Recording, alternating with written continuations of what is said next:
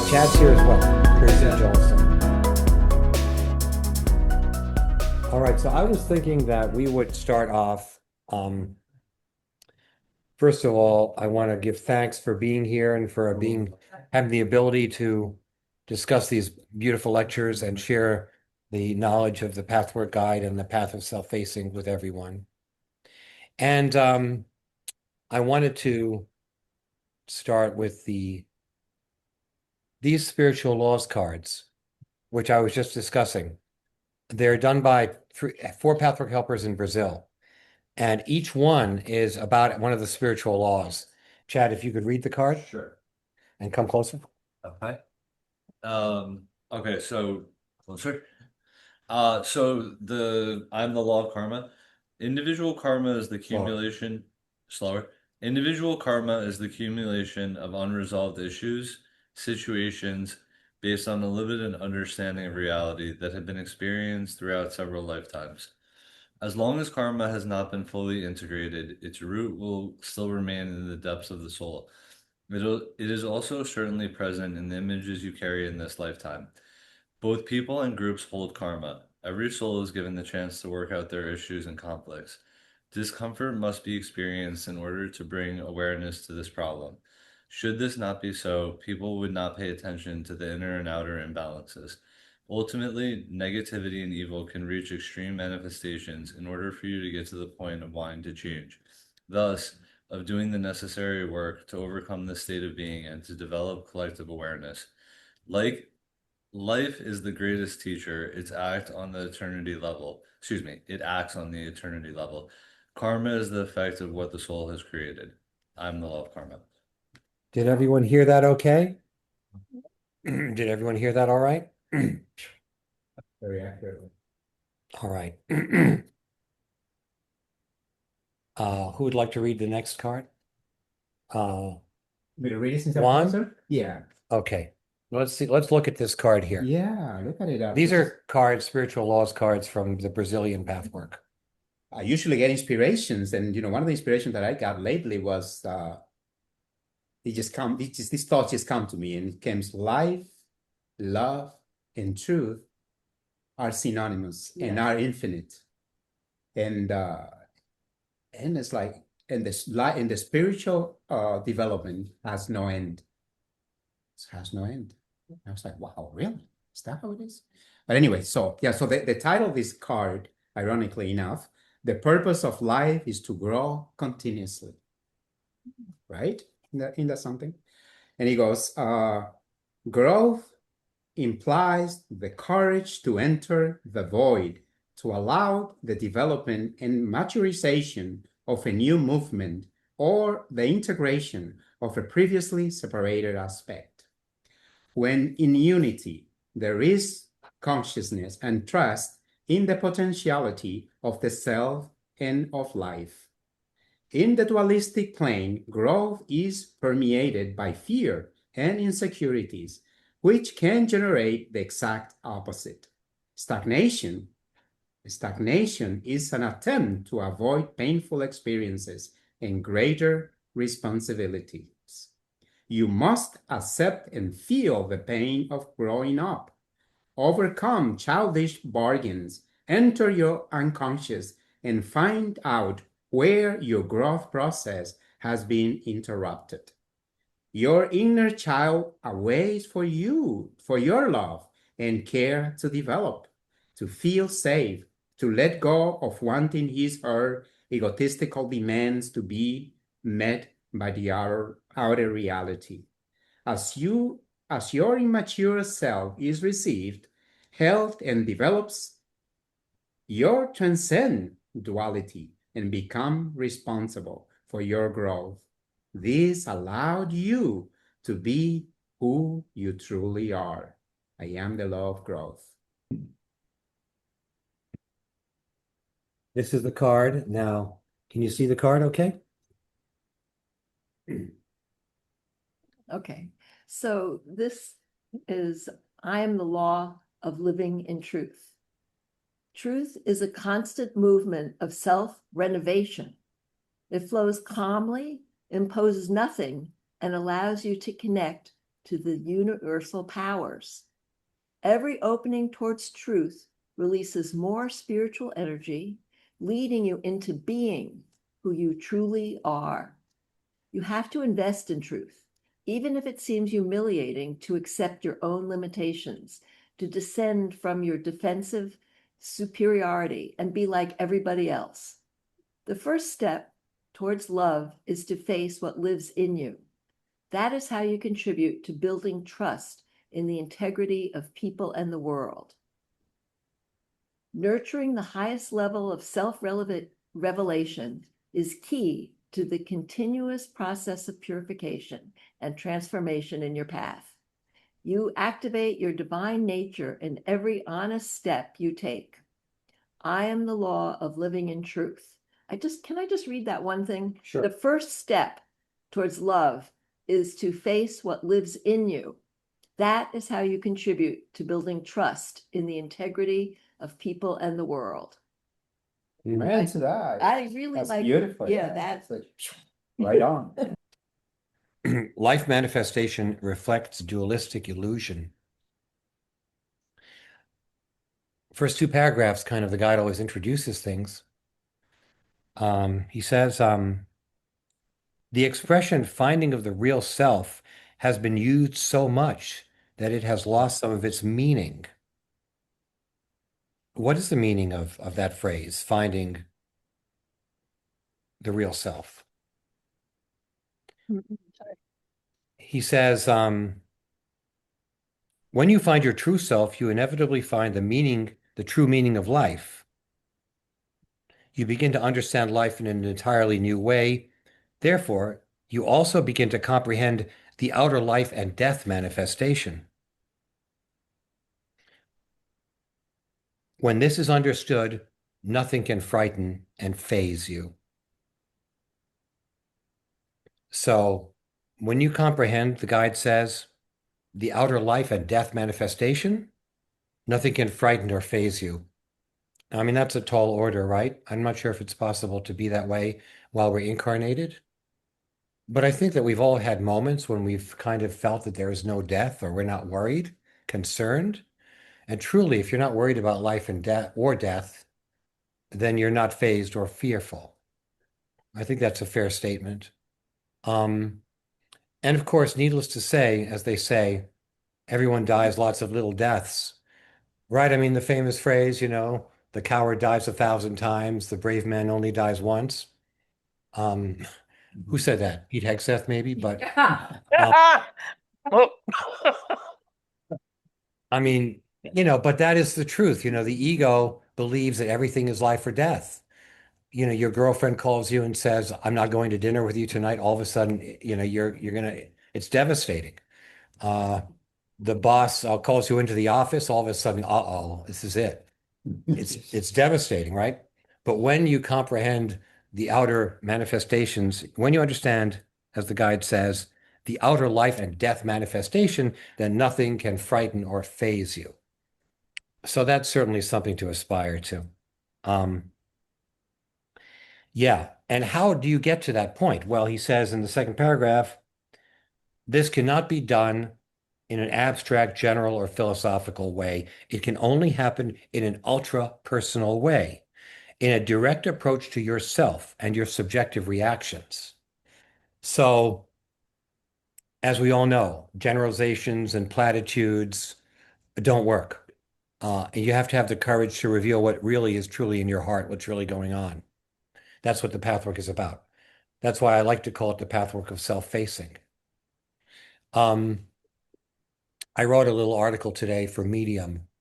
Not that I have a lot of followers, but there's a column in the New York Times called The Ethicist. I don't know if anyone's seen it, but this columnist gives advice. It's kind of like an advice column, like something like, um, you know, I always, when I always go to someone's house, I bring them a gift. But a new friend of mine came over and didn't give me a gift. And I'm upset about that. What should I do? Should I confront this friend of mine that you're being a little bit selfish and you should give me a gift? And so then the ethicist replies and talks about standards of gift giving and what's acceptable in different societies and, that kind of thing. So I wrote the article basically saying that um, you cannot make generalizations about a situation. You don't know what that other person, what they were coming from, what they were experiencing, why they didn't bring a gift.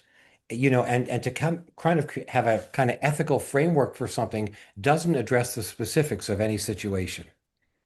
So I was kind of throwing shade on the column.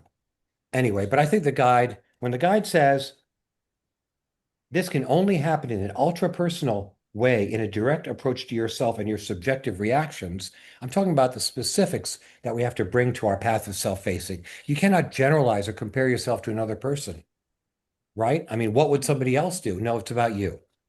All right. So now the guide talks about I think the way I see it is three sections of this lecture. One is what the guide calls the downward curve. That in order for there to be any progress, there's a downward curve and then there's an upward curve. And it relates to life and death. I mean, the ultimate downward curve is death. And people are obviously worried about it, concerned about that downward curve. But as the guide says, which is a great quote, he says, the problem with our limited perception is the blind little self cannot see beyond the next curve. So the whole view is concealed. In other words, you can't see beyond this life to the next life. So you don't see the fact that it's not there, that there's an upward curve. You only see the downward curve. And the guide talks about how many things in life have to do with this downward curve and upward curve. He says, interestingly enough, that whenever somebody moves, like from one apartment to another, there's a sense of panic or a sense of loss. You're putting an end to something. When you leave a job, you're ending something. There's a feeling of loss, the downward curve. Sometimes you don't have faith that there will be another upward curve. So because, all these downward curves, hi, Regina, all these downward curves are little deaths. And the guy talks about how to cope with this concept of the downward curve. He says, on page 2, he talks about a journey, a move from a house. All these things can trigger this feeling of loss or depression that he says is a downward curve, and you don't see the upward curve. He says, even though you're able to see the new beginning after the end of the old phase, such as another house or another job, you nevertheless stem against it. How much more so when the new beginning cannot be seen? This law applies to inner growth and movement. The new life can only follow the dying of the old, which is often painful. It means battling through the waste and mud of one's misconceptions and destructiveness. So I think what the guide is saying here is that when you feel the loss, when you're in the downward curve, it's an opportunity to examine your lower self, your misconceptions, the trouble and the distortion that's inside. And that relates to what the card said, of course, that, you have to see what lives within you and explore that. And that's what the pathwork is about. So the guide then talks about moods. Now, we all know that we properly should not be a slave to our moods. If we're in a bad mood, it isn't going to last forever. So the guide talks about when you look at life and your moods, see your bad moods as the downward curve that presages the upward curve, the next upward curve. Make the best of both by tuning into the next upward curve.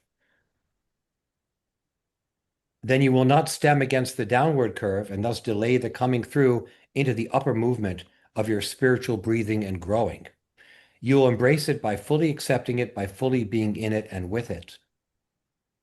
There can be no more constructive and effective way of doing this than to seek the personal meaning of your down curve, to approach it as your own creation, and to try to reach far enough into your depths asking, what did I create and what does it mean? So all these moments when we experience something negative, we have to face the fact that it's our own creation. Now, that's the second phase or concept in this lecture, which is the amazing power, creative power that we have. And of course, what's so interesting is a couple of things. Number one, the power of the unconscious is stronger than the power of the conscious. What we don't see in our unconscious creates a lot of our life circumstances and life manifestation, right? It's the famous metaphor of the iceberg. You only see the top tenth of the iceberg, but where the iceberg goes depends on the weight of the iceberg. The 9/10 of the iceberg that's below the surface of the ocean, that guides the iceberg. That's where the center of gravity is. So in a similar way, the unconscious guides us, moves us when we don't transform it and make it conscious. So we're moving along, creating with our unconscious, often creating negatively and not understanding, not seeing what we're doing. So the power, there's a shocking quote, I thought, on page 3. He says, talking about the creative power, the power of universal mind, whatever, the creative power within is not only constructive, benign, good, and wise, it is also destructive, vicious, evil, and stupid. So the power, the guide says also in the lecture that kind of like the concept of God, that the energy exists and can be used for any purpose. The creative energy exists, and automatically the creative energy manifests through the consciousness through which it is being channeled. And if you're unconscious and if you're creating from a dark place, that the creative energy will go there and create manifestations. So that's very valuable to think about. And, because the guide says we are full of many different conflicting impulses, conflicting voices within, right? And sometimes some voices win out and others don't win out. He says, the enemy here is the separation between your conscious and unconscious mind, which is clear enough. I mean, if we are creating both from our conscious mind and our unconscious mind, and these two aspects are separated, then we can't come to understand what we're creating. We're not conscious of what we're creating. And as long as we keep a separation between the conscious and the unconscious mind, we're blind to what we're doing, right?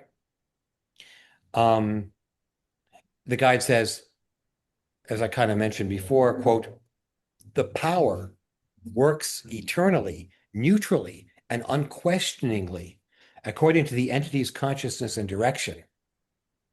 So, I mean, look at it like an electric current. You have the power, and you can power, a power drill. You can power a stereo. You could power something destructive. You can blow the world up with your electric power, whatever it is, but it's all about the energy gets used according to the consciousness that uses it. All right. So, and this is, the guide says, you see, my friends, the creative power at work within you is so immense, so constantly operative, that you cannot have any notion of it so far. It operates according to the state of your consciousness. This includes, of course, the conscious and unconscious mind, your total being. What you have or do not have is a direct creation of all you think, all you feel, all you want. You may not want it wisely, and you certainly may not want it consciously, but unconsciously you do want it. When this is fully perceived, the law of life, the law of creation within you, you will be understood. You will be understood. The tremendous power at your disposal will begin to be vaguely sensed. It is a magnificent power. Do not permit it to work inadvertently, arbitrarily, haphazardly, by your unwise, destructive, and sloppy thinking processes, your fears, your misconceptions, your ignorance. In short, by allowing so much material to remain unconscious and thus disconnected from you. If you do, destructive processes will determine the creation of yourself and your life to the exact degree they exist. Again and again, you react as though your unconscious did not exist. You are aware of desiring something. It still does not occur to you that your own unconscious must work in the opposite direction from this desire if this desire remains unfulfilled. You do not search within for the reason for the unfulfillment. You do not see your state as a product or creation of yourselves. All right. Is that straightforward enough? Now the guide talks about, so the guide says that your life circumstance is an expression of all your attitudes, the crassest and most obvious, as well as the most subtle and concealed. The energy of life is constantly working, powerfully imprinting, molding, directing, dynamic force. You use it, whether you know it or not. So then on page 5, the guide talks about one of these central concepts of our pathwork, dualism, dualistic perception, because we believe there's only an either or, there's a black and white binary choice, all either or. You get more and more lost in a trap because you think you must make a choice between dualistic, therefore erroneous alternatives based on completely false premises. I've discussed many of them. We're all familiar with duality and the fact that as you kind of get closer to things, the duality disappears, the either or disappears. That's what we call the unitive state. That's when all of a sudden there are no conflicts. There's no conflicts between ourself and others. There's no conflict between our desire and our life experience. There are conflicts that go away, that disappear. Antagonism between people, I mean, like in a warring faction suddenly realize that there's nothing to fight about. People who are dedicated to an interfacing pathwork understand that their interests do not conflict with another's. Like the guide says that the higher selves of two people can never be in conflict, which is interesting to think about. Now the guide talks about the third section of the lecture, which is this particular dualism between pleasure and goodness. Now, most of us understand that this whole thing about, good people don't have real pleasure, or like pleasure is sinful. Especially bodily pleasure is not something to really be embraced. It's supposed to be held at arm's length. This is pretty common. I mean, obviously the Catholic Church, Regina's here, talks about how you have to deny the feelings of the body. You have to, what's the word, sublimate your feelings. And then mortification of the flesh, right? You know about that. Now that's something the guide says is not in truth. And the guides, but I think it's a much wider net, much wider thing the guide is talking about here in terms of pleasure versus goodness. The guide is really saying that if we believe to be a good person is to be selfless, to sacrifice for others, not to get things for ourselves. There's a profound misconception about what pleasure means and what goodness means. So that's what the guide is talking about here in the last couple of pages. He says, what is pleasure? I was going to ask you guys. Pleasure includes all personal happiness, fulfillment, gratification on all levels, self-interest, self-assertion. In this duality, all these all of these, I'm sorry, in this duality, all of these contradict goodness and unselfishness and must therefore be sacrificed. So guide says, if you're into this duality, personal happiness, fulfillment, gratification, self-interest, all these things must be sacrificed because they do not appear to us to be good. We're not good people. He says, intense physical pleasure is a legitimate need and a legitimate longing. He says, pleasure is selfhood, autonomy, and self-assertion. Thus, the rejection of pleasure puts us in a painful state of dependency and lack of identity. Hi, Jesse. Greetings. You're coming in late, but that's okay. Did you read the lecture? 159. She read it. So we've got about 8 people here in person. Don't mean to put you on the spot. So I was talking about pleasure versus goodness. That's the third thing about the lecture the guide speaks about, that we have a misconception that to have pleasure is not to be a good person. Guide says, this is very important to think about. The moment you truly understand your freedom and your power, you do not need to be selfish, cruel, and greedy. I mean, let's let that sink in for a minute. The moment you truly understand your freedom and your power, you do not need to be selfish, cruel, and greedy. I think what it means is that it's a trust in the abundance of the universe, that it will come to you, and that freedom and power that we innately have as individuals. Early on, the guy talked about the power we have to create our reality, the unconscious and conscious. So the more we're in touch with that power, you don't need to be selfish, cruel, and greedy, because you're going to get the things you need. So, unlike some people, you don't have to hoard your wealth, or you don't have to take from others, and you don't have to distrust others. Because at that point, he says, there's no false alternative, no split or choice to be made between pleasure and goodness. Page 6, he says, the more you feel compelled to deny yourself pleasure, the more selfish you must become in order to blindly fill the void. Now that makes a lot of sense, right? I mean, you don't give yourself pleasure by uniting with the abundance of the universe and your own creative power. So what do? You create. You fill the void with things, maybe material things, acquisitions, dominating people, owning things. You're trying to fill a void, but you don't realize that you created the void yourself because you're denying yourself pleasure. Guide says, the delight of loving, the delight that life is in its very essence, must remain concealed as long as this duality exists.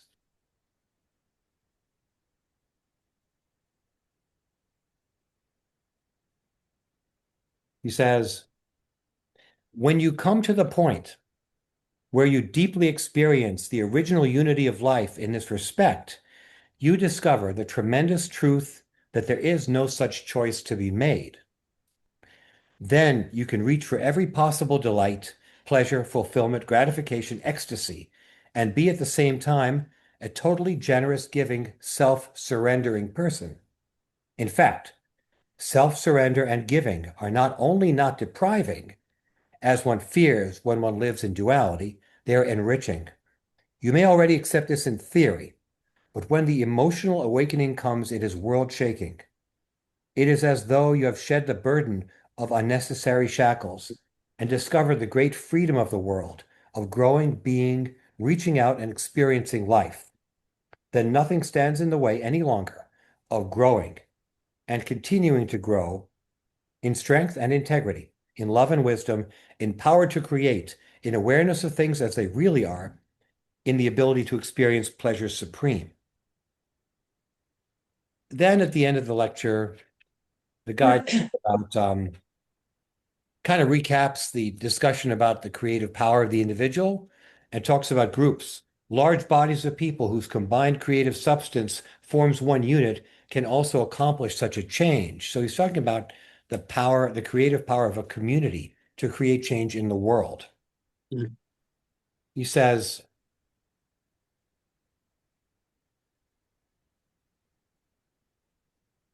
just as individuals are an expression of the divine and can manifest the unified power and goodness of it when they reach into their depths, transcending the waking conscious mind, as well as the destructive unconscious, so can group consciousness. Larger bodies of people whose combined creative life substance forms one unit can also accomplish such a change. The more individuals dissolve their destructive, conscious, and unconscious processes and transcend them by reaching into the divine depths, the more the world consciousness must change. Thus, each individual contributes much more to the shape of the world by his or her own development and growth than he or she can possibly appreciate. There is no other salvation than the discovery of the ground of one's own being, which is so alive, so powerful, so full of potential and possibilities, infinite in good, infinite in abundance. If the ego intelligence can accept this as a possibility and work with it by deliberately activating this power, the in-between layer of error, destruction, and suffering will give way much faster than otherwise. So, as we know, it's the ego that allows us to mediate between the conscious and the unconscious. The ego that takes the step to understand these concepts and put them into practice. And the guide said, I think that, what was it? If only 10% of the people in the world raised their consciousness, there would not be war. I think so. So, and raising the consciousness means making the unconscious conscious, understanding what's buried there and the creative power of the unconscious. Thank you. I think that is to me, this lecture is very powerful if we all understand and we can live every day having the awareness of what we learn here, because to me, the major thing is that as an important thing is that when we realize how powerful is our unconsciousness, that we bury and we are so scared to go because we put this wall on it, and we are so feared to get in touch without realizing that the unconsciousness is the one that controls most of the time our behavior, and we are not aware of. So whenever something goes negative, that there is struggle in us and we have the tendency to put the finger, is because our ego, or we don't want to cross this barrier to see that it's our subconsciousness what is the pain basically that is buried in there because of past life, because of your childhood, whatever it was, your experience, your life experience. We don't want to get in touch with that pain because we are scared to feel the pain. So we keep looking outside, to blame. Is this very unconsciousness who is not dominating, it's not dominating, it's not controlling, is provoking our unconsciousness, is what is provoking our own struggle and our own unhappiness. I don't know if I make it clear. I think it makes it very clear, because your own unhappiness and your conflicts spur you to create change. Yeah, because I started grabbing that, a while ago, and like I said many times, it was on Christmas. I don't know if you recall, 2 years to Christmas, not this Christmas, the Christmas before, that something happened, and I started bitching about my girlfriend and takata and she and then so because I was sick and I couldn't go to church and the whole 9 years, so I dedicated myself for a few days to understand, because something I start hearing this voice that of course to me is Maria, Jesus, is God, that Regina, go, because I ask always for discernment and wisdom to God, to Maria, Jesus, because I want to get rid of this struggle, the struggle that is eating myself, and I guess I see it on my children, and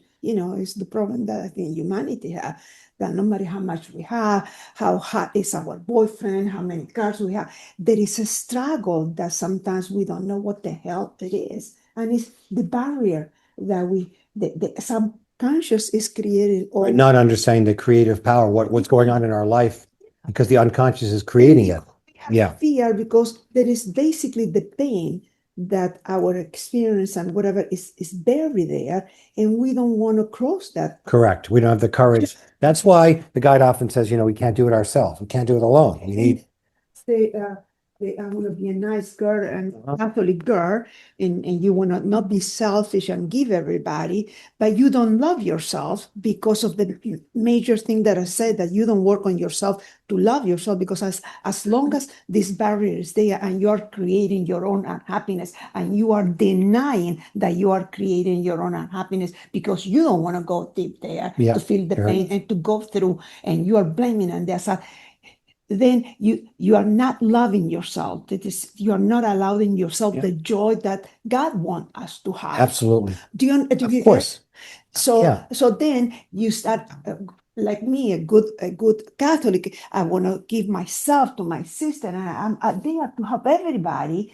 And then what happened? The selfishness comes in, that you expect, because I'm a good Catholic, I'm gonna get from, let's say I'm doing something good for you, and then I will expect. Then when you hurt me, then I will be disappointed. I will go into this boom falling, because how come I gave so much to yourself and you are being so mean to me, without understanding that you have your own struggle? And that you also have your unconscious motivations. But also because course.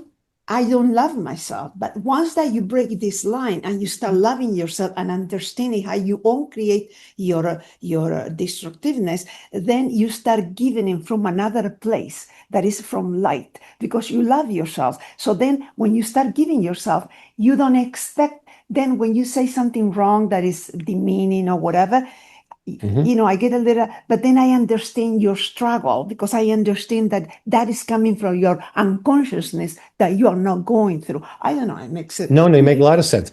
Okay. Anyone else? Or else I'm going to call on Kevin. But Yeah. yeah, Juan, what's your thinking? Yeah, I want to share from page 4. Well, first I want to start with Carl Jung, quote, and this relates very much to this. And he said, "If you don't make the unconscious conscious, Yeah. it will run your life, and you will call it destiny, or you will call it fate." Mhm. And that's so true. And this applies exactly to what we're talking about here tonight. But to proceed, I want to.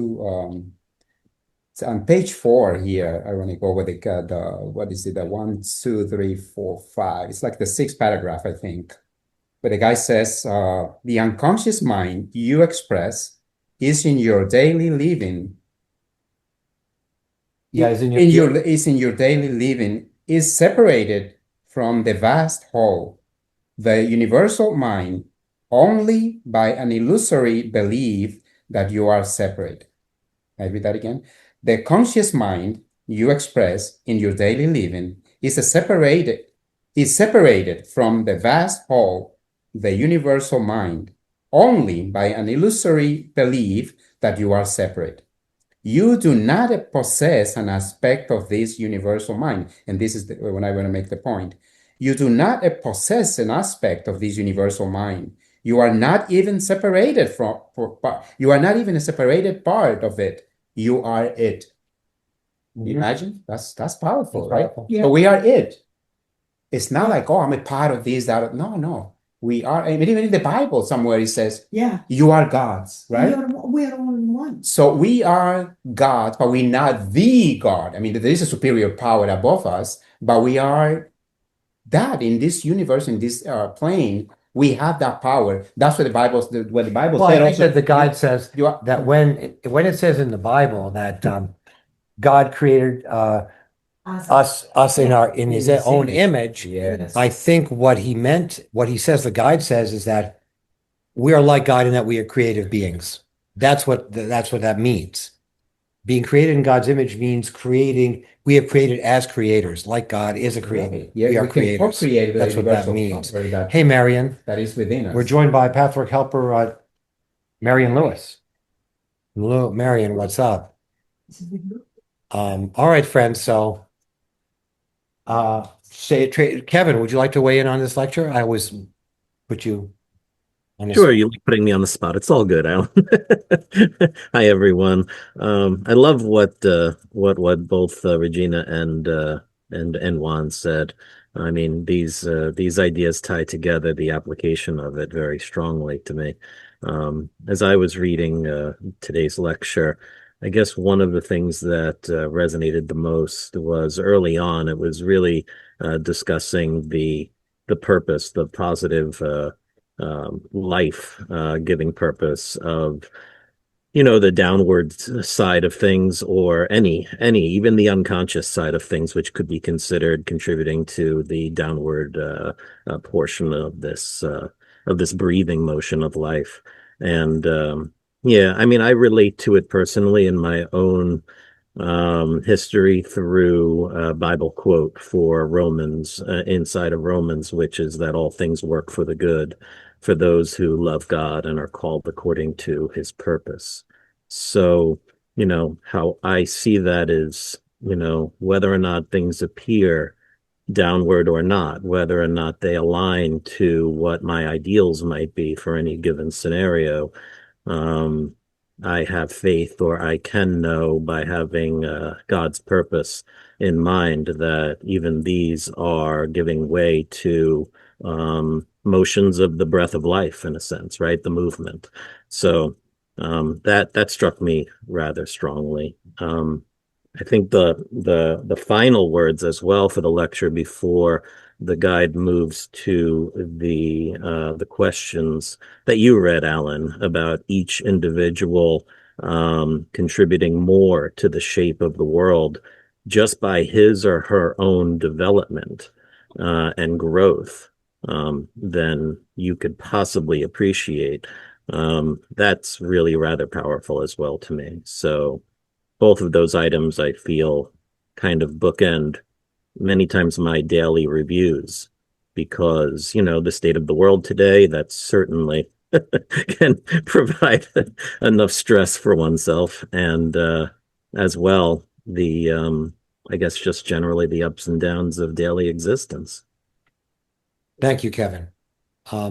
Yeah, Marion, we were talking about the three parts of the lecture, talking about the downward the downward cycle, upward and downward movement the guide talks about, talking about the duality between pleasure and goodness, and talking about the great creative power that is manifested not only by our consciousness, but by our unconscious. So Thank you. I thought I'd be here earlier, but I couldn't make it. So I have a motto in that line: a little of something is better than a lot of nothing. So here I am. Well, welcome. Good to see you, Marion.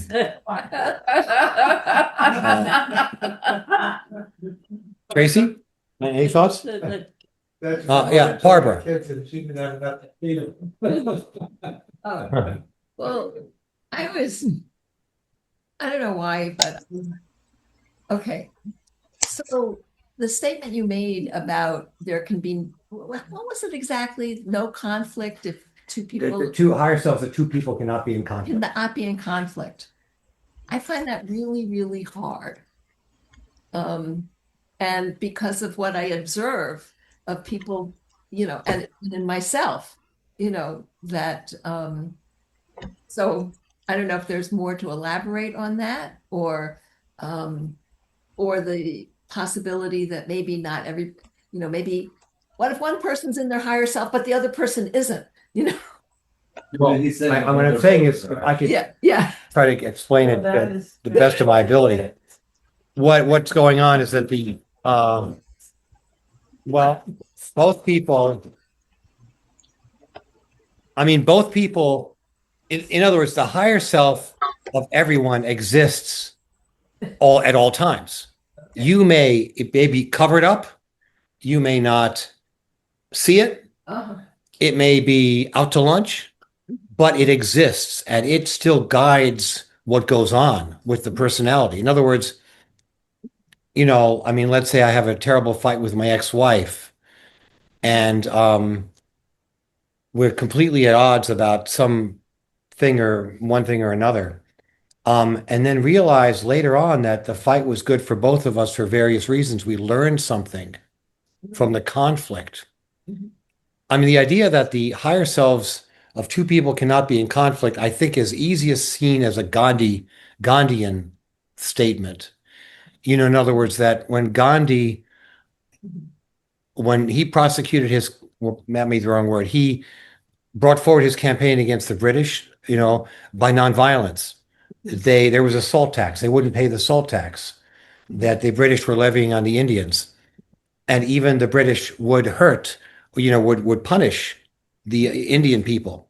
But the fact that they withstood the punishment in a position of surrendering to the truth, ultimately they prevailed. The British learned something. Their oppression of these people was something that they gave up. If I'm being clear about it, in other words, whatever interaction goes on inures to the benefit of the higher selves of both parties. Eventually. But no, even in the moment. Even in the moment.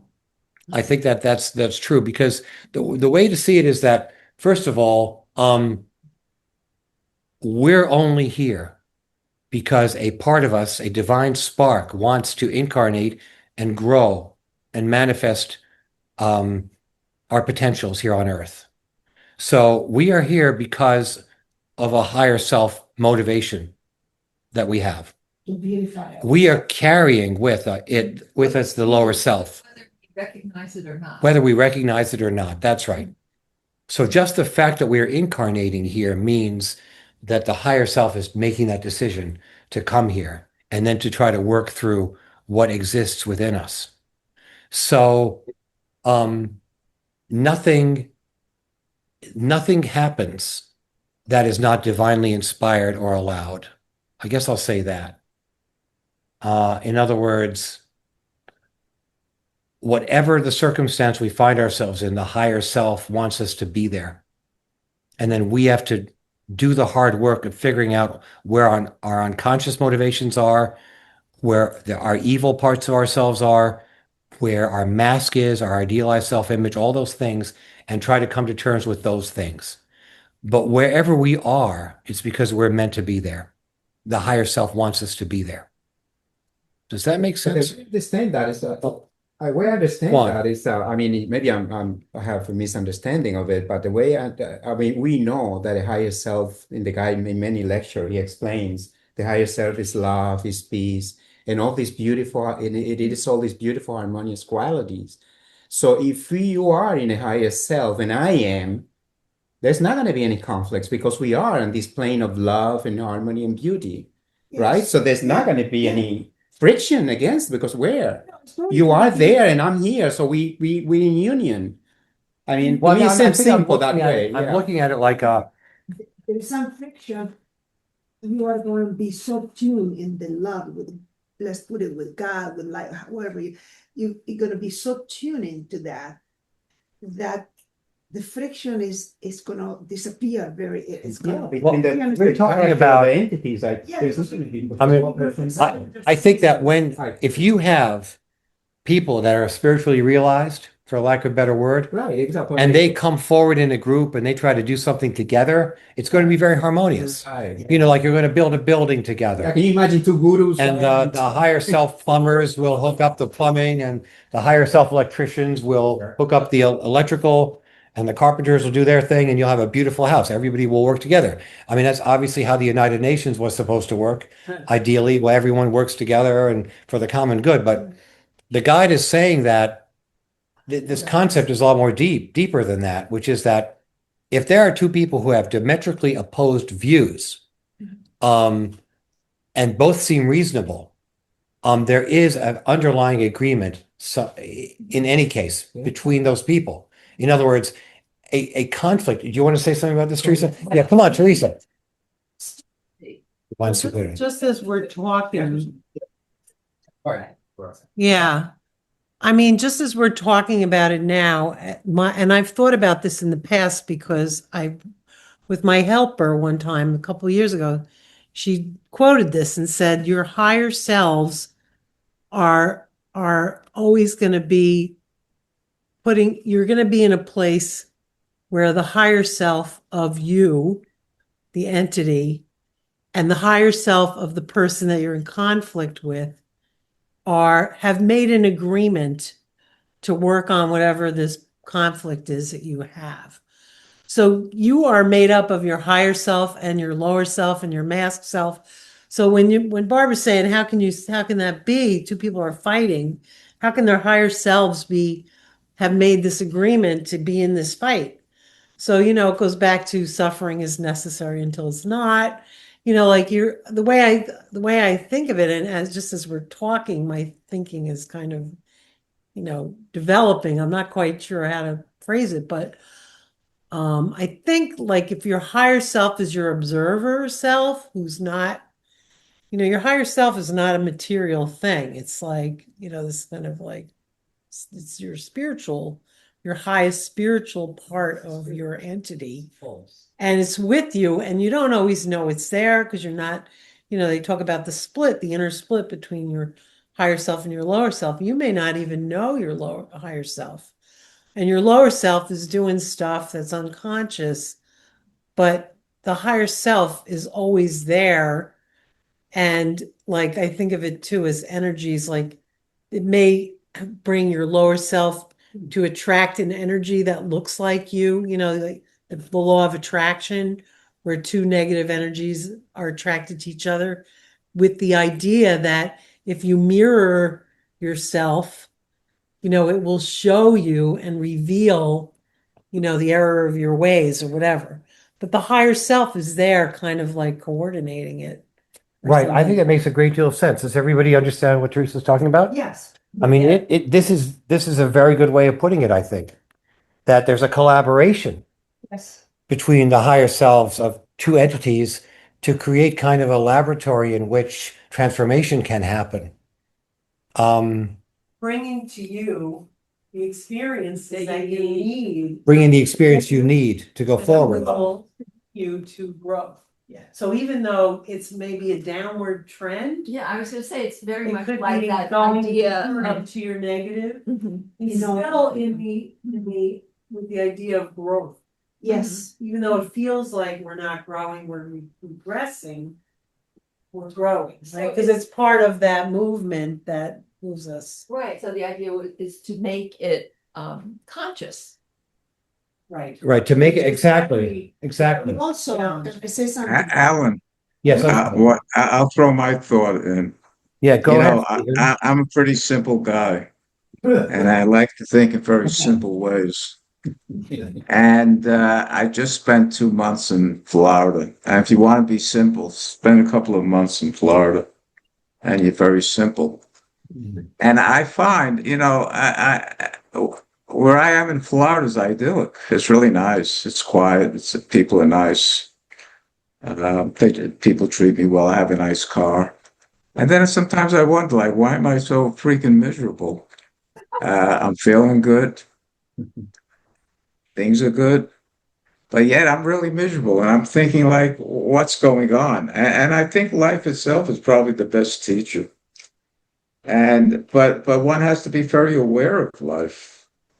And I started to realize that I believe my thoughts. All the thoughts that come up, I think are real. And for some reason, and I don't know, I could guess, the thoughts are usually fearful, denote some doom, that things are not good, things won't be good, that if I have a pimple on my arm, it's going to turn into a major melanoma and I'll be dead within 6 months. And these are thoughts that I seem to have grown up with. And I don't think I'm so individual, because I think thoughts in general were originally created, negative thoughts, to save us. I mean, you know, if I'm in the cave and it's like primitive times, I can't really think, oh, the flowers look good, I'm going to walk out and smell them. No, there may be a tiger or a lion waiting for dinner.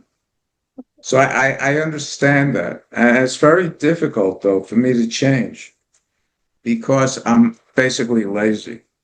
And I have to keep pruning my thoughts. There was a woman who was about to commit suicide. You may have heard of her, Byron Katie. Yeah. Yes. She did something called the work, which was very simple. She said, the thought you have, question it. Is it true? And I have no idea whether the thoughts I have are true or not. They seem true until I questioned them.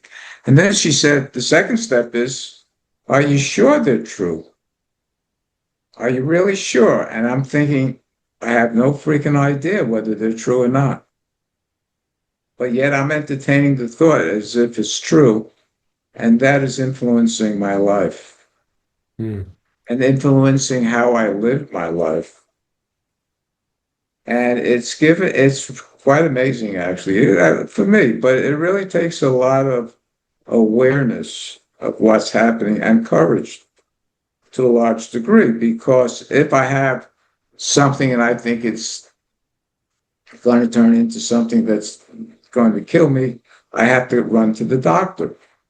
I don't have, there's a thought on top of that thought that says, you don't have time to think whether it's true or not. It's true. Get to the doctor. So there's no way out, really. But it takes a certain amount of courage for me to say, I'm not running to the doctor because I don't think it's true, or if it is true, I'll let it be. But I'm not going to let you, the thoughts, run my life. And I think it's very cathartic and very helpful in my relationships, mostly with myself.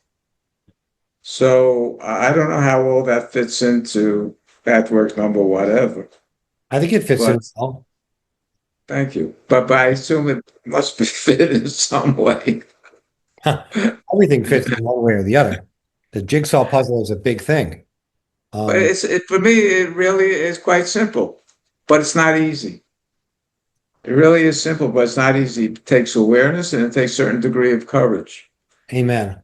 Yeah. Chad, you want to say Yeah, something? so just in reflection to what Stephen just said. So I think what he's touching on is like the aspect of the lower self, or what we commonly call the ego, versus the higher self. Now the thing is that the world, and this is just my opinion, but the world has been designed to keep us in our lower selves and in our ego self. So when you're thinking about, how many friends you have, how much money you make, if you're gonna get a raise at work, what kind of jewelry you're wearing, what kind of house you're living in, what kind of groceries you have in your fridge, all the things that really determine like how we're feeling on a day-to-day basis. These are all egoic items, This is in the grand scheme of things, these things do not matter. So, for example, let's say you have, your retirement account, right? You've got $3 million in it, okay? The stock market takes a huge dip. Now your stocks went from 3 million to 2 million. Now you're like, oh my God, I just lost $1 million. In the grand scheme of things, this means absolutely nothing, right? It's probably not even going to change your life when it really comes down to it. But a lot of people, when these external circumstances appear to be negative, it's all doom and gloom. And that's where these thoughts come up. And these negative thoughts, it's all the ego. It's all the ego talking. And to the Well, point, that's duality. right. Well, to the point of, if two people are in their higher selves, then there's no conflict.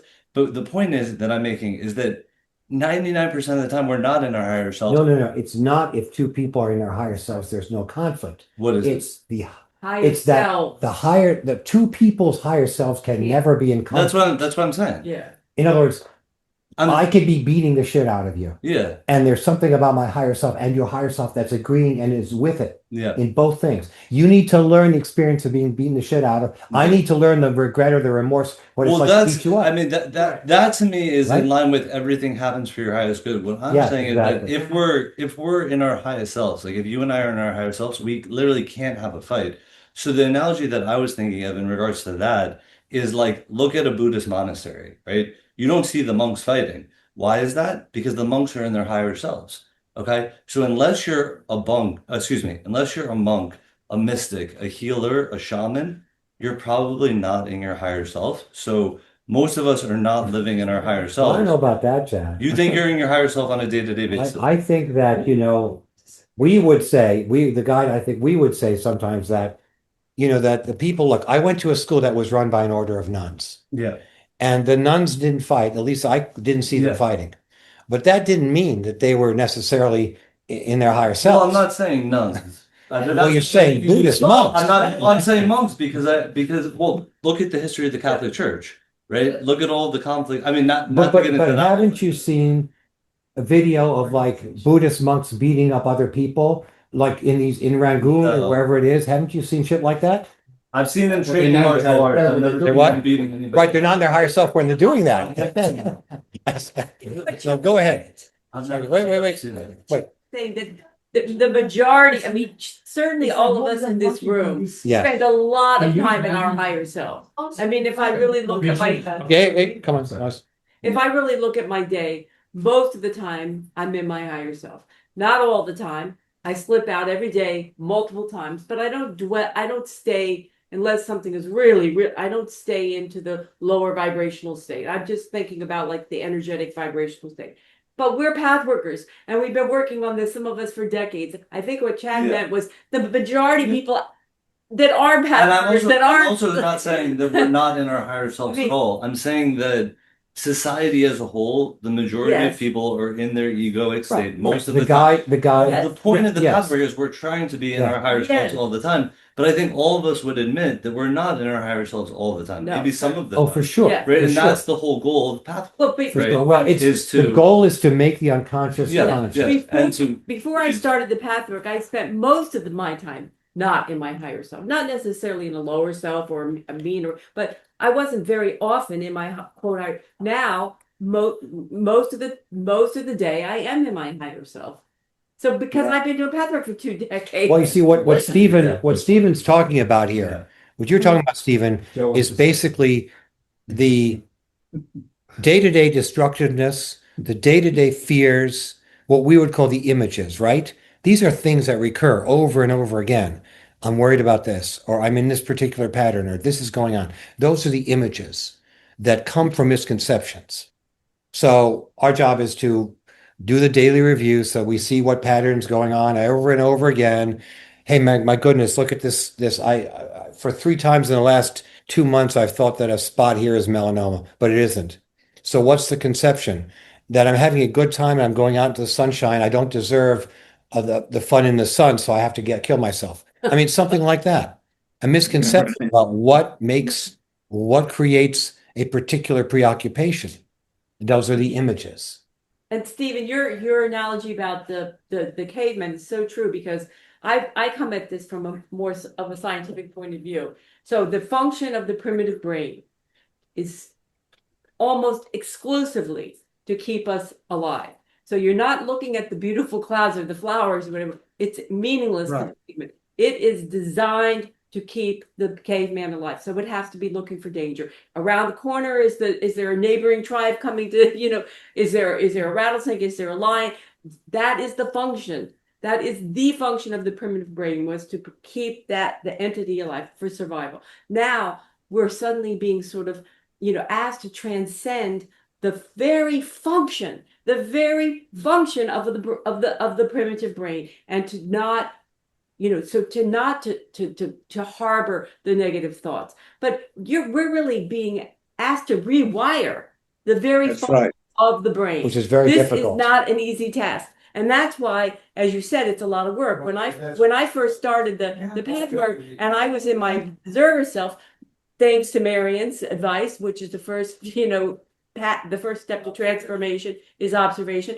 I was shocked. Most of my thoughts, 95% of my thoughts were negative. And they were, as Chad said, based in she doesn't like me. They're not going to want to go out with me. That she was me, something about me. It was directed about me, and it was always something negative. But after, training my brain, what I did for years was, as soon as I noticed a negative thought, which was all day long, then I would immediately think of something I was grateful for. So the brain can toggle between thoughts, but it can't. So then I would just force myself to think of anything that I was grateful for, and that would kind of break the cycle. And then after, years and years and years, but that's the negative thought is exactly what the brain is supposed to do. Supposed to be, it's your sentry guard to keep you alive. Right, and if a person's lazy, they'll live their whole life that way with all the negative thoughts, and the negative thought is their reality. Yeah. Well, Not a thought; it's reality. But the lecture talks about stagnation. Yes, exactly. Oh, let's talk about that. Exactly. the unwillingness to question the thoughts, the unwillingness to, like when Tracy was talking about we were wired for the caveman. That's the images, right? So it's the same idea as when we're a child and we learn that you put your toe, there's that example in the lecture where you put your toe in the tub and you burn yourself, then you never like hot water.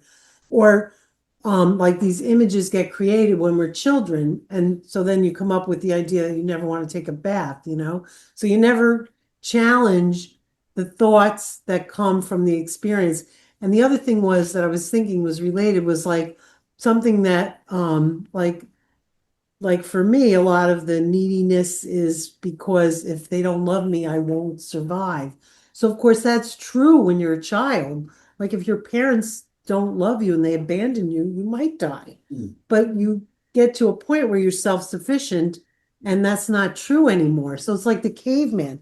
It was true that you had to be paranoid about dangers, but now in this modern world, we don't have to carry those same things. But the connection always that I feel like we miss, sometimes we talk about our thoughts a lot. There's the emotion underneath it, and the way to transform it is to go beyond the thought and into the emotion. Like Stephen, whether it's depression for you or sadness or anger or whatever, the negative emotion that goes with those thoughts.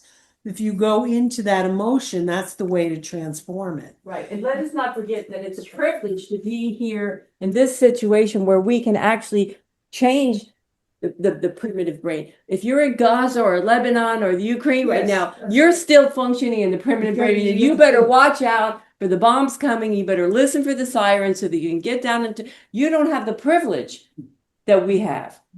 You still are functioning in the primitive brain because you must survive. If you don't survive, there is no I thought I saw rain. Go ahead. Primitive brain is another word for the ego state, right? Yeah. What?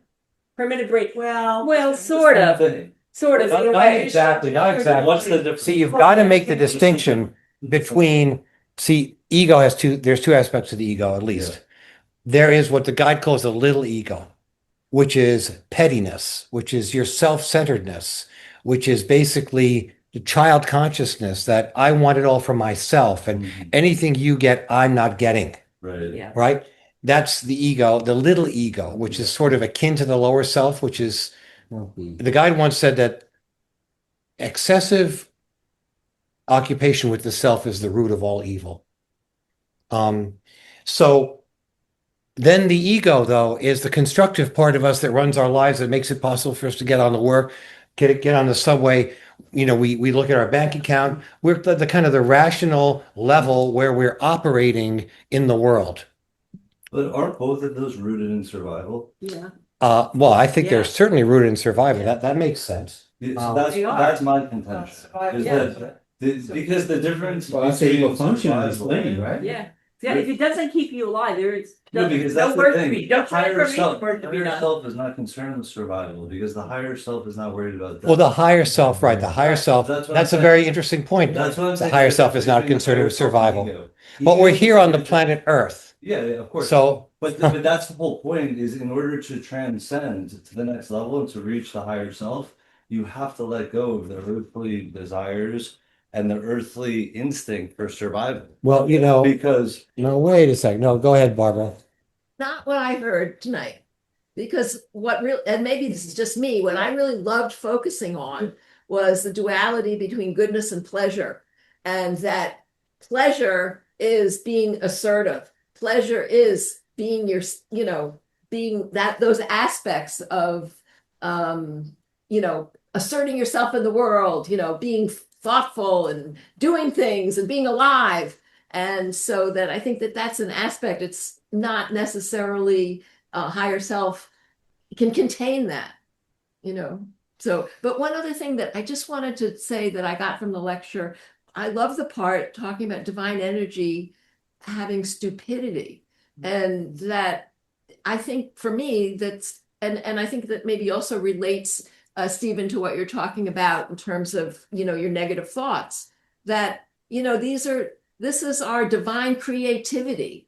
And that if we can recognize that everything that we do is making our life the way it is and just embrace it, like, oh my God, I made a mess, and then being able to use that way to come to what your part is in creating that mess, and the down, and embrace the down, and then Clean it up.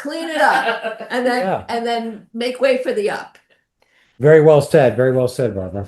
I mean, to read that quote again, he says, the creative power within is not only constructive, benign, good, and wise, it is also destructive, vicious, evil, and stupid. Creating all the time. Creating all the time, no matter where Right. the energy, according to the consciousness it creates. Consciousness. Yes. I can't believe that. I cannot believe that sentence. And that's You're quite, saying that the guide said that? It's a neutral. well, I'm here. It's trying to say it's neutral. It's according to the. No, Let's say this. Can you read it? no, but that's okay. It's what the lecture's 169. What is it? 159. 159. You could tell it. 159, bottom of page 3. Yeah. 1996 edition. What he's saying is that the creative power, if it's channeled through the unconscious, it's going to be stupid and vicious and ugly. If it's channeled through the conscious mind, it's still the divine energy. It's just just like electricity. You can, Be used to. yeah, like, my second ex-wife just was in the hospital for atrial fibrillation, and they put in electrodes and they reshocked her heart, and it came back. And That's the same same electricity can get in Texas in the electric chair and fry somebody. It's benign. It's like who's using it. Right. The electricity is neither good nor bad. It's the same. It depends on who's Yes. using it and for what Yes, purpose. yes. Which is, I think, is a good analogy for the divine energy. Yeah. What's so great about the takas? The The Bataka. You don't have Bataka generation, where, when we were feeling our negativity, you just get out that Bataka and you whack. It's a foam mat, a bat, Or a tennis racket. tennis racket. Yeah. And so for me, it would always give that experience of connecting with the energy and having it available to transform. Well, I It's think quantum transitions. that was the remarkable thing, about the Pathwork, bioenergetics, when you would feel Okay. great energy, like, typical thing, you'd have somebody who was like really kind of blah and not doing a lot and just kind of sitting there, and they're kind of lazy and they don't want to do anything. And then they get into working and they start beating the, pillow with a tennis racket. All of a sudden, this huge energy is revealed. Huge, powerful energy comes out of this person of anger, or, and then the person realizes, hey, I've been sitting on all this energy and I can use this for something good and constructive too. I don't have to break something if I'm angry. I don't have to channel the energy into anger. I could channel it into something constructive and positive too. So that Transform the energy. would that be the positive aspect of the duality, where you're going down the slide, and that energy is necessary to allow you to go up in the slide. Right. Talking about the down curve and the upward curve. That's right. Yeah. That's a good point, Sid.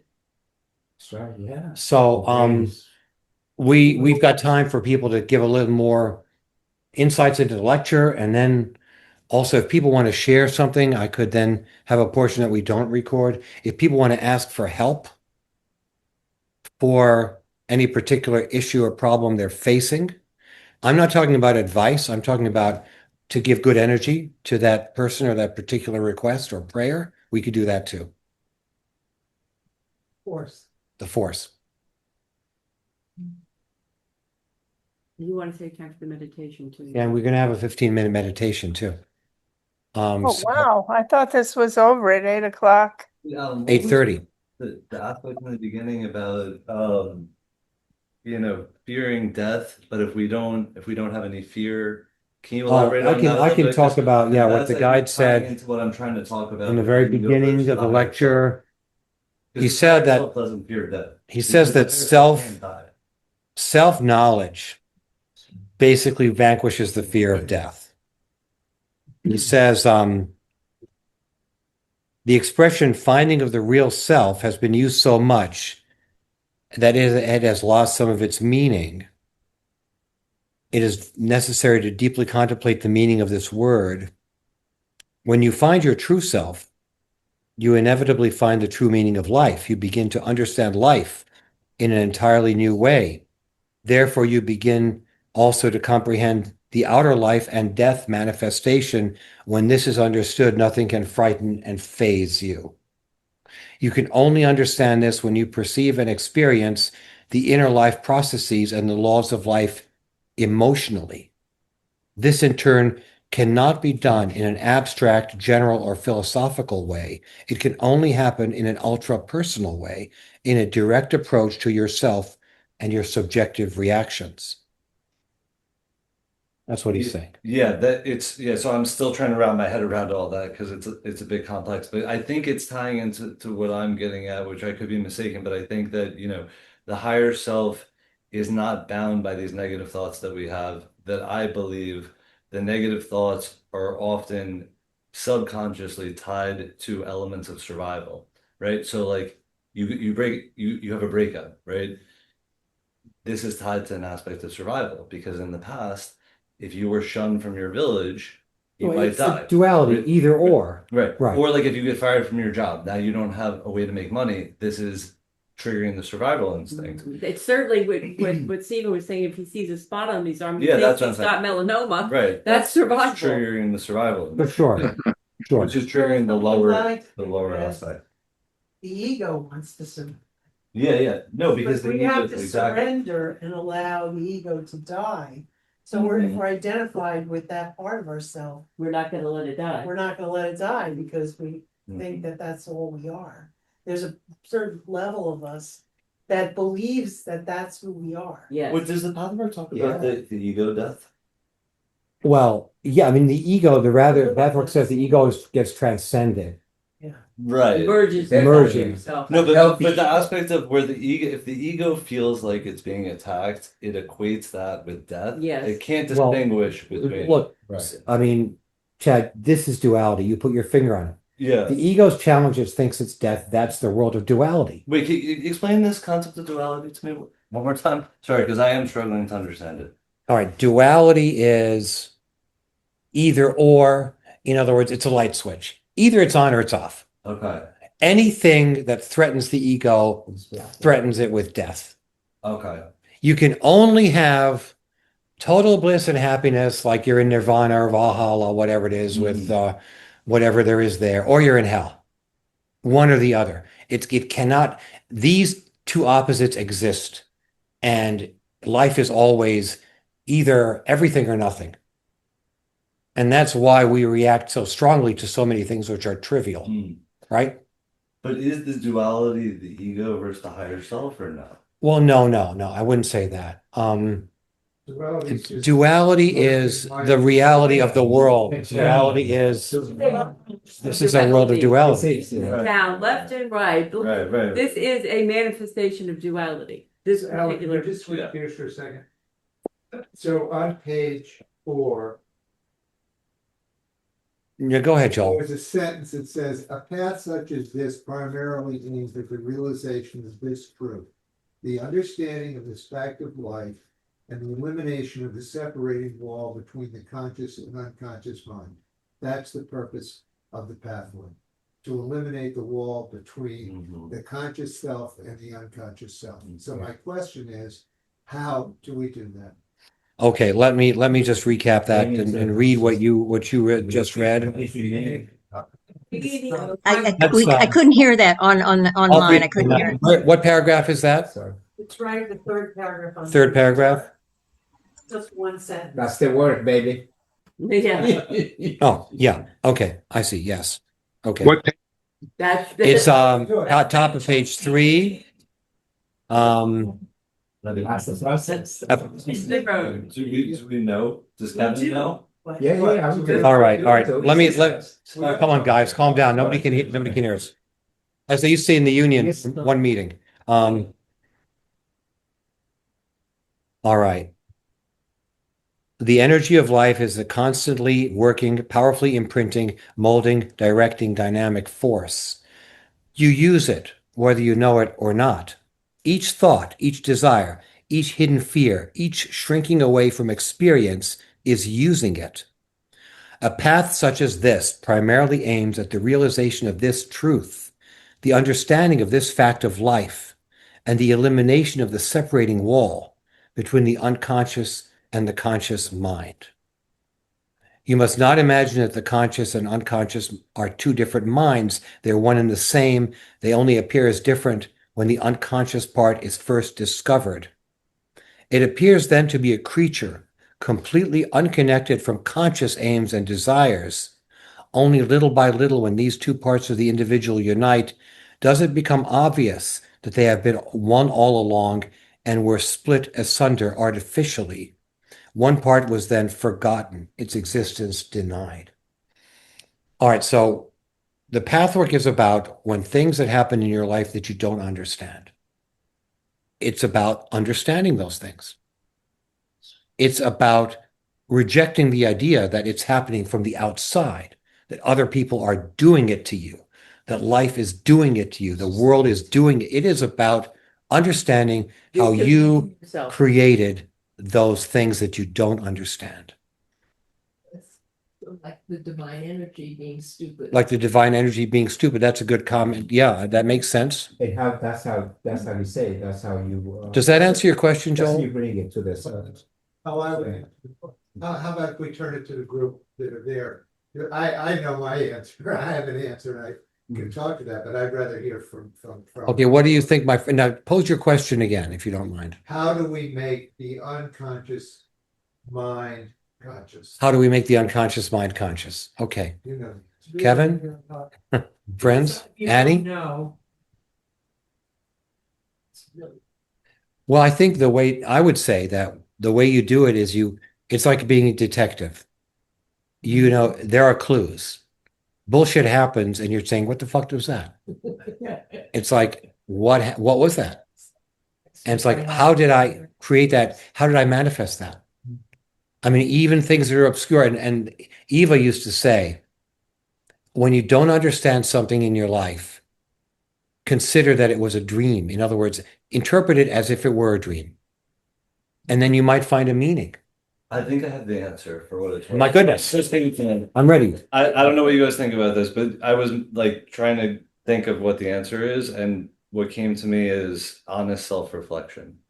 I was going to say That's how you make Self-reflection. that's how you make the unconscious conscious. That makes a lot of sense. I mean, that is like Marian says also that, Joel, that the way I understand it is, there's several things that you can do, methods, self-observation, that's like number one, and then self-probing.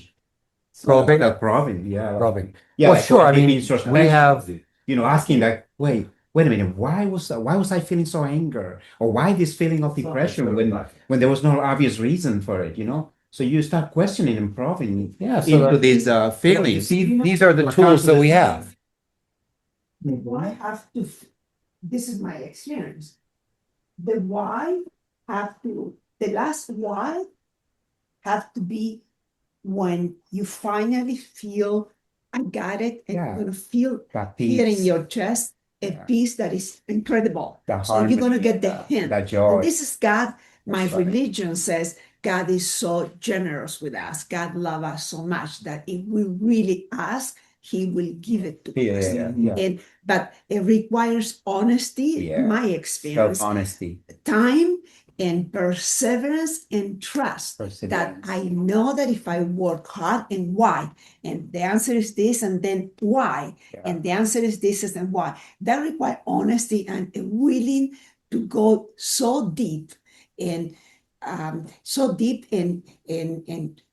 of like crush the little voice that is saying, "Oh, you got it," because the first why you're going to get an answer, and there is the evil of the the laziness, the stagnation, the comfort zone that we are so used to that we want, I got it. Mhm. No, but then why and why? And you keep going and trusting that until you don't feel, you are not there until you feel the, and when you feel that, it becomes a wisdom, whatever you. Well, that's the unitive, the feeling of the unitive state. When you become a wisdom, Right, it's the unity. right, And right, then right. it becomes steady, Right. and then you don't have to Right. remind yourself, I have to remind this, because once that becomes a wisdom, you are lined out, knowing everything. Once you feel the peace. Mhm. You mind, and you, once that becomes a wisdom, then it's a wisdom. You Right. I know what you're saying. So Yeah. there are a lot of tools that we have, you know. McBary's toolbox. We have the tool of guidance.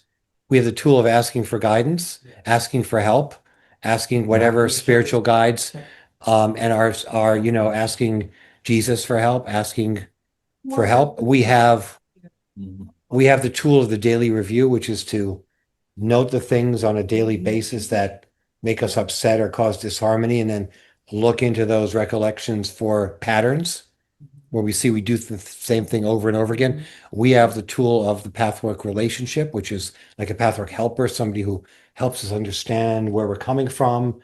Back in the early days, people would get together and find images. And there was an exercise of finding one's faults. You go to somebody that you really know well, and you say to them, would you please tell me what you think my faults are? And you try to look at that honestly, and you try to have the generousness of spirit, not to get mad at them, but to take it in. So all these things are clues that help you. In my experience, that there was a lot of struggle in going my why, my never-ending why, because there was a part of me that I did. That's why it took me a few days, because I could feel the strong resistance about going one more why, because I was not feeling the tranquility, the peace, or the connection with God, let's say. So there was a very strong resistance about, stop there, Regina, because the resistance about admitting that we are not perfect, that the whole thing about our mask, let's put it Well, that that's way, the to ego. yeah, the The ego. little ego. We have to fight. Right. Like, honestly, in my experience, I don't mean that everybody have to have the same experience, but in my experience, I recall, because it was so strong, the fight of my own ego was not my girlfriend. There was nobody at home, no music, no nothing. I was by myself. So Regina, this is you. This is you who is resisting the part of the negative part of me, that is the buried unconsciousness, that we have to fight this wall and dissolve this wall, that I was fighting and fighting and fighting. And then I didn't find the peace. And then the next day, I do this in the morning. I dedicate a few hours to this in the morning, early in the morning. And I said, I don't find the peace. I don't find the answer. I've seen the face of the enemy. No, and you know, enemy it's is like us. you know what? It's like I even told my son. I said, you know something, and I even spoke with a priest that is a friend of mine, that our evil part, that is the ego, whatever you want to call, is very strong. And we are used to it, and we have to be determined to fight it. When we say that it's difficult to find this peace, it's because we have to find our own evil. Right. Our unconscious negativity and destructiveness is very powerful. No doubt about it. No doubt about it. I mean, just look at the world. Just look at what's going on. I mean, that's the out picturing of everyone's consciousness in the world. Okay. Yeah, because I speak with my son, he don't have any idea what we're talking about. They are so involved in the power and the manipulations that they don't. Yeah. So anyway, this is true. But then again, you can't compare one person with another. Say it again. You cannot compare one person with another. But I do think that we have a task to try to alleviate suffering as much as we can in the world. So my friends, anyone else online want to say something? Kimberly. I just want to say that my experience is my mind Hold on, Sam. usually. Let me hear from Kimberly. because she had put her hand up first. It's okay. He can finish his Oh, thought. go ahead. Please. Go ahead, Steve. I'm sorry. Thank you, Kimberly. No problem. My mind is either in the past or the future, usually in the future, fearful of the future. But my body is always in the present. And if I could drop down in my body knows. But it's rare that I'm in my body because that's not the way I was brought up. That's your emotion too, is in your body. That was a very good point. Yeah. Yeah, that's a very good point, Stephen. Because we often tend to be intellectual. We disregard how our body is feeling, what our body is experiencing. Yeah, you're right about I guess that. that's core energetics, right? That's energetics, right? Yeah. I think Kimberly wants to talk. I think it's so funny that Stephen, you said the thing that I was exactly going to say. The book, The Body Keeps the Score. I'm a professional dancer, and my whole life I've approached things analytically, like fighting this, demon in my head. But in the last year or so, I began to do somatic work and even many different movement modalities. One of them is authentic movement, and it's just allowing your body to move and tap into whatever is tight. If it's your neck, it's your back. And what is it trying to say to you? Instead of fighting it, loving it, embracing it, even if you don't know where it's coming from, I don't know what this tightness in my lower back is, but do you want to tell me? And tapping into something else to tell you. And, whatever that is, even if it's not clear, I love you and I allow you and I embrace you and I'm here for you and I'm here to support you. And sometimes it goes without even knowing. And it may not be of this lifetime. And so I share it because it's been really profound for me in the last year. And the body, I think, is so much wiser than even our brain capacity at the current moment. Well said. Thank you. Yeah. Yeah. Well said. And a very important perspective, that we often forget. For sure. Yeah, Joel. So I took a class not too long ago about trauma, and so the scientists and the psychologists have gotten together, and what they've figured out is that our trauma, so that could be emotional, physical, resides in our brainstem, and it goes down there, and so there are ways now to release this. So obviously, one of the ways to release it is to gradually, and maybe with the guidance of somebody else, to go into the memory of the trauma, and then until you feel uncomfortable, then you come back, right, and then you revisit. So that's called progressive desensitization. But there was another thing that I found extremely helpful was it was talking about that when we have a trauma, we have a shock. So the first reaction, let's say we're getting yelled at or we're going to get hit, is that we freeze up, right? Till we realize what's going on, because then we put ourselves in a defensive posture. How do we come out of that? And it could be just from getting yelled at, is to get in touch with our body, being present to our body. And one way we do that is by becoming aware of gravity. So what's gravity is that you're feeling your feet on the ground. You're feeling the weight of your your limbs, or let's say you're sitting in the chair, you're feeling your legs where it's making contact. So you just practice this when you feel like it, right? Let me be aware of, I think I never thought that, oh, that's gravity, that I'm feeling the power of gravity when like Stephen's holding his head is leaning on his hand and his elbow is leaning on the table or something.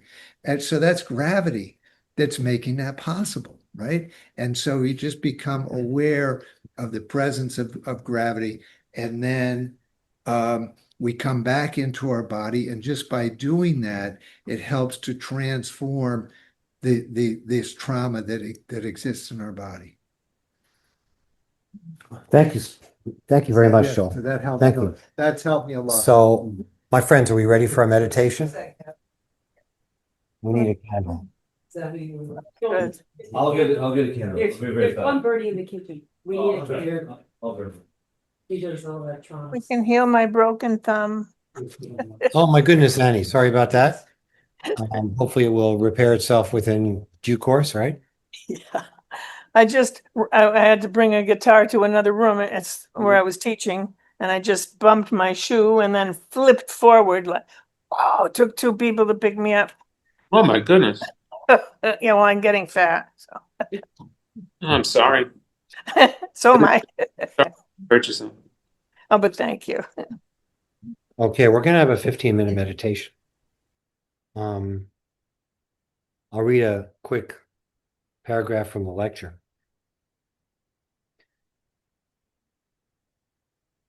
The creative power within is not only constructive, benign, good, and wise. It is also destructive, vicious, evil, and stupid. This does not make it any less divine, so far as its origin and essence are concerned. It is just as much error, misconception, and evil wishes as it is truth, reality, and love. It is so in its present manifestation, due to the entity's temporary state of mind. It is not inherently so. The power works eternally, neutrally, and unquestioningly, according to the entity's consciousness and direction. The creative power expresses through you, according to what you are at any given moment. It penetrates your entire being and is molded by all you are, by what and how you breathe in and out, by all you think, feel, will, and desire. It is an expression of all your attitudes, the crassest and most obvious, as well as the most subtle and concealed. All this is so powerfully creative that dynamite and atomic energy are nothing in comparison. These physical energies create a single impact, a tremendous physical effect. The energy of life is a constantly working, powerfully imprinting, molding, directing, dynamic force. You use it whether you know it or not. Each thought, each desire, each hidden fear, each shrinking away from experience is using it. A path such as this primarily aims at the realization of this truth, the understanding of this fact of life, and the elimination of the separating wall between the conscious and unconscious mind.